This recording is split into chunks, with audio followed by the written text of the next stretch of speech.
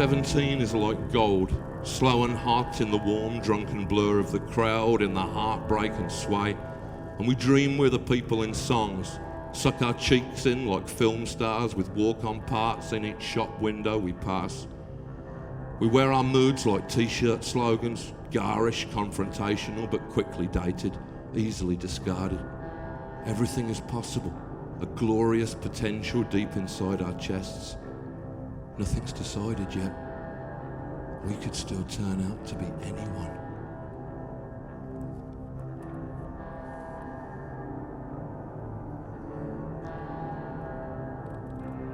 And in the centre of the town at night, the burning amber cast marks of the hackney cabs leave smears of light behind them through the dark, and we're in tears again with pain or laughter, neither over anything of consequence, yet both so fierce. We strut the arcades with an air of unrepentant trespass, yet to recognise these curb-crawled warrens as our own estates, and pass out on the last bus home. Hearts on our sleeves and politics on our lapels, we talk the way we dance, self-consciously and without pattern, for its own sake. Boys speak of guitarists, girls of people they know personally.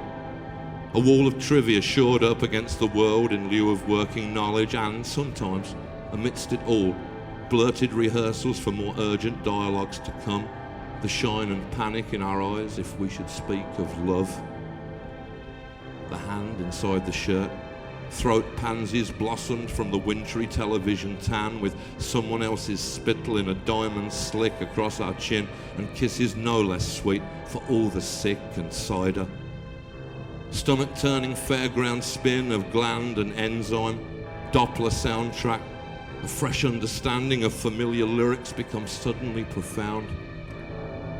Baby, I love you. Baby, I love you. Baby, I love only you. We try to recreate the moves we learned upon the pages that our father's paperbacks fall open at. Virginity a thing to be disposed of quickly like the Q in Scrabble.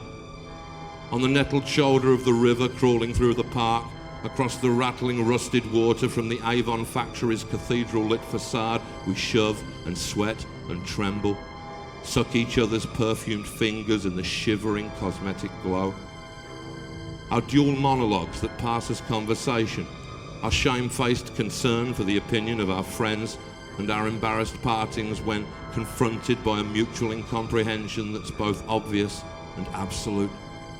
The words are taken back, the scarf returned, embittered slanging matches that occur nowhere save on some sad and spite-streaked astral plane, until these acid dregs seem almost sweeter than the wine. The diaries we abandon in the first few weeks of March, appalled at this stark evidence of our flat cola lives. The things that we imagine in our lonely beds, the future's icy fingers resting lightly on our knee. We place our faith in radio saints, in heroin stigmatics and the angels of the overdose, their fragile eyes on every bedroom wall. We go down for the third time in our own mythology. A horde of anecdotes become more swollen and less valuable with each retelling. In the least discriminating bars where we affect to like the taste of beer, we catch installments of an eerie and protracted silent serial unfolded in the washroom mirror. We debate impending social breakdown, solemn and unanimous. Across the room, a chair is overturned. We turn to stare, expectantly. A bubbled silver acne of impractical desire, untested creed erupting in defiance of the world without consideration for its scale, nor horrible duration. Covert, anxious glance across our shoulder, checking if we've left ourselves enough room to back down before the horrors of society, even as we denounce them. Something new appears at the uncertain corners of our smile, which we try not to recognise. As skinny as we'll ever be, reluctantly we tear down all the hopeful pin-ups of ourselves tacked up there in the mind's back bedroom, gradually replaced by studies more composed, more realistic in their expectations. Failing beauty, we make a belated lunge at character. We try to get in touch with who we really are and only get the disconnected tone. A constant sense of someone missing, although everyone is here. The flow of vital youth along school corridors like sheep towards a shearing, frisking, unaware. The real curriculum is punctuality, obedience, and the acceptance of monotony, those skills we shall require in later life. A bleak aversion therapy to cure us of our thirst for information and condition us so that thereafter we forge an association between indolence and pleasure. We confuse rebellion with a hairstyle. Nightmare of the teenage jobscape, suddenly made stupid, weak and clumsy there amidst the calloused adults.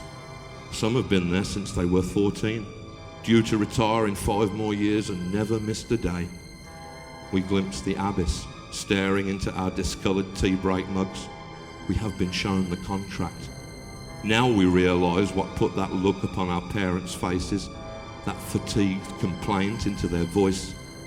We are too old now not to see their failings and too young to understand or quite forgive. Our parents do not follow a traditional perspective, growing smaller on approach. Only much later will their true scale be apparent. Find old photographs with both of them in post-war dance halls that are lit by nothing save the dazzle of men's shirts. Both happy, not much older than ourselves. We grow afraid. 2 weeks before I am expelled from school for dealing drugs, I come across my mother in the street outside St Edmund's Hospital. My grandmother has suffered a collapse, is dying. It is hoped that she will not recover consciousness inside that place, still thought of as a workhouse by the people of her class and generation. Later, going through her things, we find the folded, blood-stained paper and my mother gasps. Within a fortnight it can all fall down. The luminous Wurlitzer palace of our youth. No luck, no school, no happy home. A job down at the skinning yards where men with hands bright blue from caustic dye trade nigger jokes. The tide comes crashing in and sweeps us all away.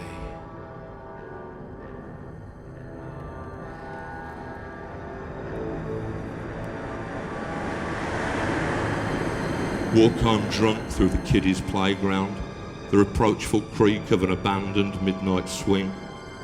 We wonder briefly if we might be dreaming. A persistent rushing, risen in our ears.